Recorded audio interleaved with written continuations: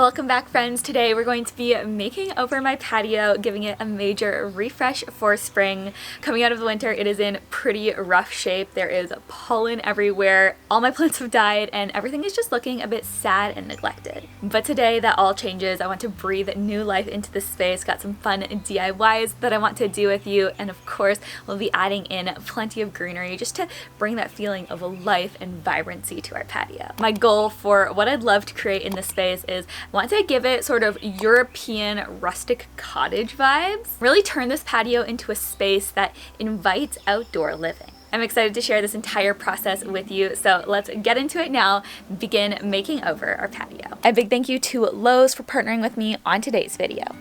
Alright, so our first order of business was to remove the layer of grime and pollen that had built up over the course of the winter. So I just started by removing all the plants, the furniture from the patio so that we could give the entire space a good deep cleaning. I feel like going into this, I knew that things were in rough shape, but I don't think I fully appreciated just how bad things had gotten. Our shelves were literally tinged green, there was plant debris everywhere. You can see here just the layer of pollen that was on the ground. So I got started here first, sweeping and wiping down the shelves. I feel like if you're looking for budget-friendly ways to make any space feel fresh and new, giving everything a good deep cleaning is a great place to start. Literally does not cost you anything but your time and effort, but it really does make such a big difference in the way that your space feels.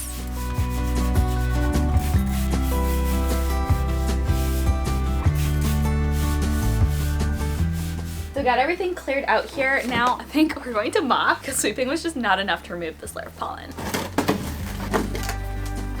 Okay, but then as I mop, I figured I'd give you a little update on how our patio tiles have been holding up. I think we're going on our third season of having them now. I honestly love them. Installing these was one of the best decisions that we've made for our house. They look great. They were a lot more affordable and also easy to remove and renter friendly than a lot of the options that we looked at. And a couple years in at this point, they still basically look brand new. So if like us, you have a concrete pad and you just don't like the way that it looks, I feel like this can be such a great option whether you own or rent. And after mopping, they did look just so much better too. And then while I gave the floors a chance to dry, I got at our hose and just showered off all of our furniture bases. This really freshened them up, removed the layer of pollen on them. And you guys, I keep talking about pollen. I'm not originally from North Carolina, so I don't think I was prepared when I first moved here, but the pollen we get is on another level. So every spring, once things have leafed out, you really do just need to give everything a deep cleaning. That's what I'm doing here with our cushions. I did treat a couple of the stains, but then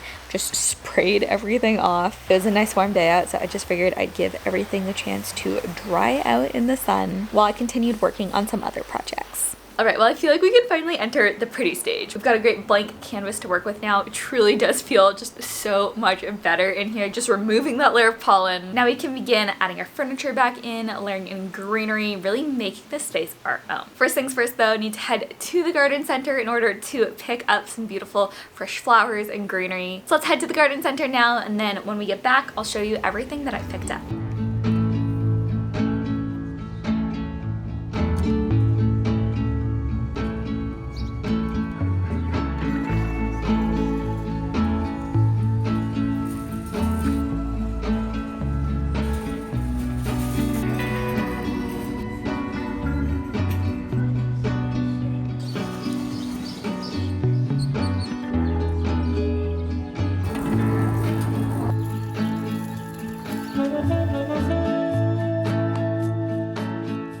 So I really feel like we had just some great success both with everything that we found at the garden center. There were some beautiful plants, but then I also placed an order on Lowe's website a couple of days ago and everything came super quickly. So I figured let me just share everything with you. And let's start with plants. One of the things that I would love to do in this space is to create a kind of mini herb garden on the shelves that we have. So I picked up a whole bunch of herbs to do just that. Got some basil. I believe this is English thyme. These were all 3 for $12. So great deal. Spearmint. Pretty sure this is Greek oregano. Though they had a ton of different varieties when I went. And we've got some sweet mint, sage. I picked out a couple of just little like fill-in plants. We've got a jade. I think this is Irish moss. I don't know if you can see, but it has the daintiest little white flowers. Then wanted to add a little bit more color in the form of flowers as well, so I picked up some of these Supertunias. These are Saffron Finch Supertunias. Love the color on these. Also got some Supertunias in the Bordeaux variety. I tried to do a combination of perennials that will come back year after year, as well as some annuals for pops of color. But just how pretty. And we got some Veragated Vinca vines. A couple, I think this is pronounced Heuchera.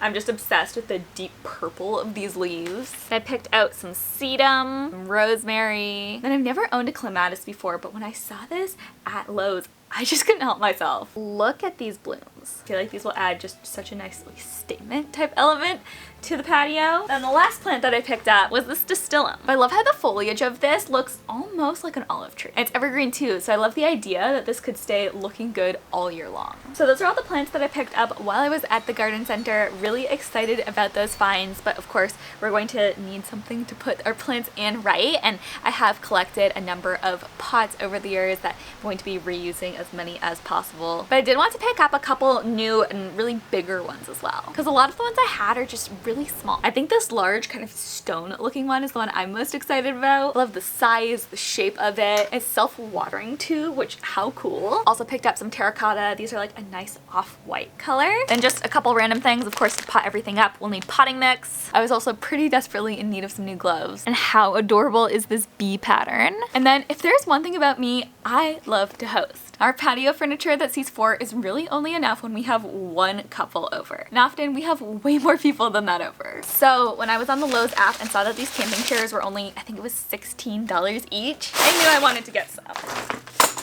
Ta-da! I love that they fold up really compactly as well, so we can just store them in the garage when we don't need them. That's everything that I picked up while I was at Lowe's. Oh, besides the mop, I also ordered that not just for the space, but because we just need a better mop. The spray mop we'd been using just wasn't cutting it. But a big thank you again to Lowe's for partnering with me on today's video. They really do have you covered from home improvement to decor, all at affordable prices. So shop all your home needs at Lowe's online now. You can get free shipping on orders of $45 or more. They also offer free in-store pickup. But at this point, we're set on supplies, we've got our plants, so let's continue with our makeover. And shortly after this, look at how sweet! We found a baby bunny just chilling on our front porch. Definitely brightened up my day, but after the bunny, I'm sure, hopped off to his home, got to work on some of the DIYs that I wanted to incorporate into our patio. So like I was saying, I really felt like we could benefit from having a couple just larger scale planters, but big stone planters can get really expensive, and so I thought it would be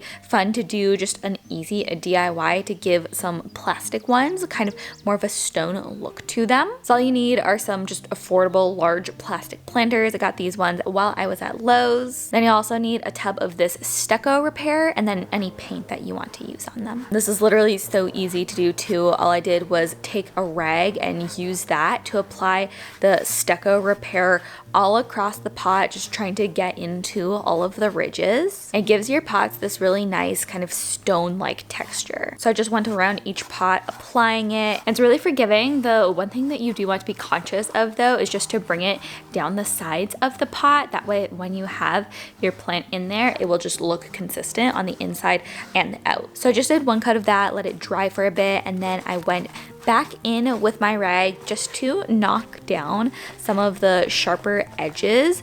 Then I spray painted both of the pots gray. And I was originally planning on just making that the end color for the pots, but as I kind of got it on there, and especially looking at it after I finished, I realized it was a little bit darker than the look that I was really going for. So once again, I'd let that dry for a bit. I kind of worked on this project on and off over the course of the afternoon, but I went in with just a sample of paint that I had in a light gray color. What I did to kind of lighten it up a little bit is I diluted it with water, so it didn't go on quite as opaque, and I wanted just some of that darker color to shine through. And the last step I did once the pots were painted was I rubbed just a little bit of dirt into them to help give them a bit more of that worn, weathered look that I was going for. Of course, these pots would patina naturally just having them out on my patio, but I was looking to speed up the process a little bit. So here's how they came out looking. I especially love this larger larger one. And one of my favorite DIYs that we've done in years past was to create this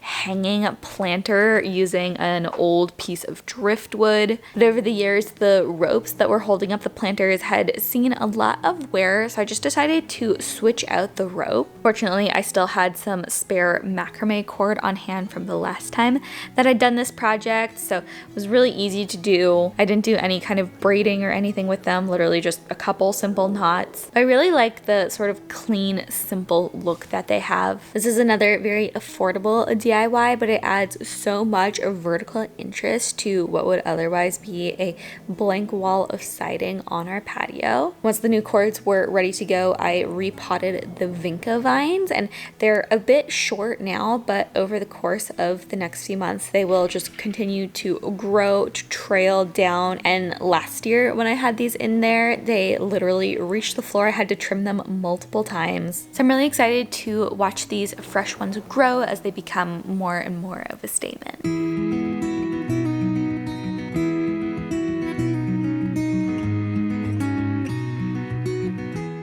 But then at this point, our furniture had fully dried, so I was able to put that back, tie all the cushions back on the chairs. I do love just how comfortable and cozy this patio set is. It's a great size. Really, the only downside of it is that the cushions don't have zippers, so it's pretty much impossible for me to properly wash them. So probably in the next year or two here, I'm going to end up needing some custom sized cushions, which is a bit of a bummer, but I am trying to get as much mileage as I can out of these.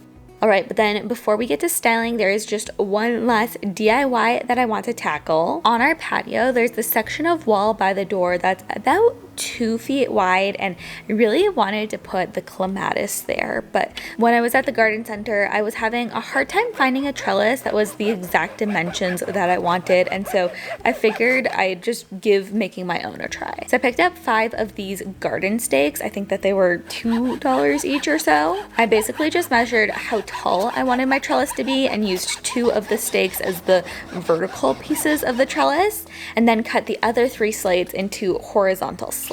Then I just laid everything out, measured how far I wanted each of the slats to be apart, and used a nail gun to secure everything in place. This was really easy. The nice thing about it is you don't need to be incredibly precise, because when you go to the garden center, the trellises there aren't completely straight, so it's okay if things are a tiny bit wonky, but this really did come out looking so good. So now we're ready to add in our trellis and then begin potting everything up. We can create our little herb garden in the corner here. So I think I want this to hang right about here.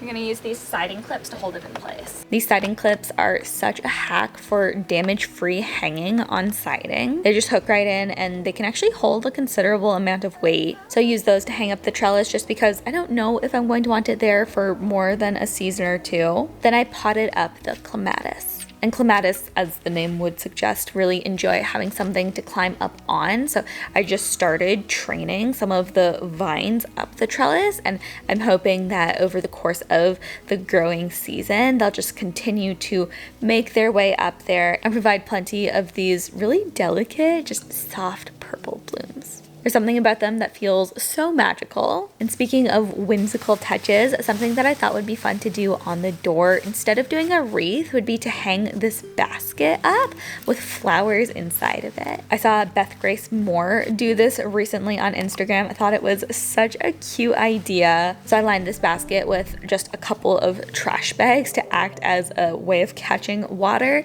and then placed the yellow Supertunias that we got inside, layering them in a couple of plant pots just to give them a bit of extra height. But how sweet of a touch is this? I feel like it just helps add a bit of romance to the patio.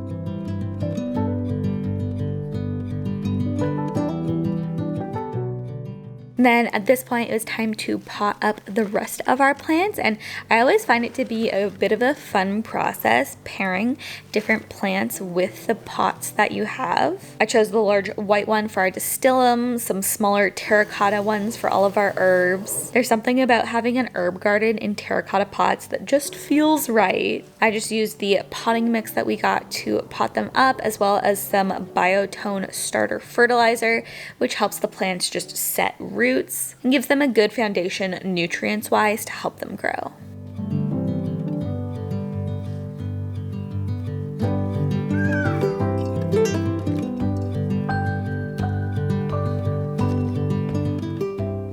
Now, in addition to the terracotta pots, I do have a handful of black and some stone or cement ones as well. I find that I'm really loving that eclectic look of having different shapes, sizes, and even materials, colors of planters. Just adds that extra little bit of variety that keeps things interesting. Okay, but now it's time. Let's start styling our space.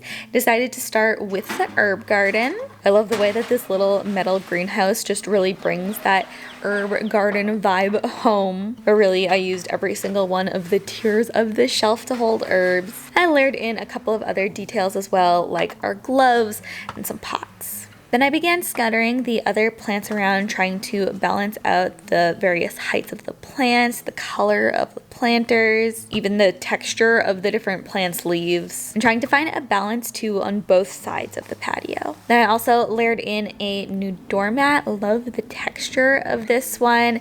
Added in our solar lanterns, and then I actually switched the location of a couple of plants. Sometimes you just need to play around with things a bit to really know what you want. Then I also put some new covers on our throw pillows. I don't know that it really shows up quite as much on camera, but after a few seasons, these pillowcases were looking worse for wear. But the pillows themselves still worked fine, so rather than replacing the pillows completely, I just decided to order some new covers. That way they would feel fresh without having to replace them completely. So I went for these cream ones with some jute detailing. I loved these gingham ones. And then I also found these really sweet ones that are cream with some hydrangeas. I felt that they all complemented each other really well.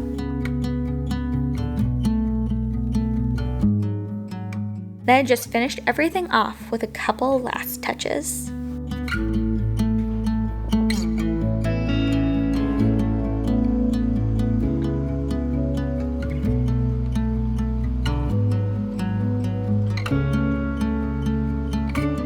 That's a wrap on our patio project, and I could not be happier with how this space came out. As a reminder, this is what our patio looked like before.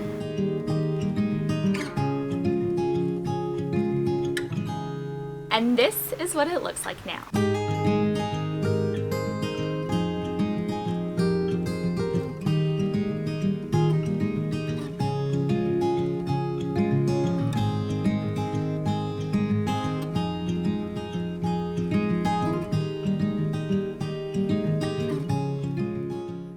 So wow, I am just in love with this space. Feels like we have an entirely new patio. I'm obsessed with all the greenery that we've incorporated, the beautiful flowers.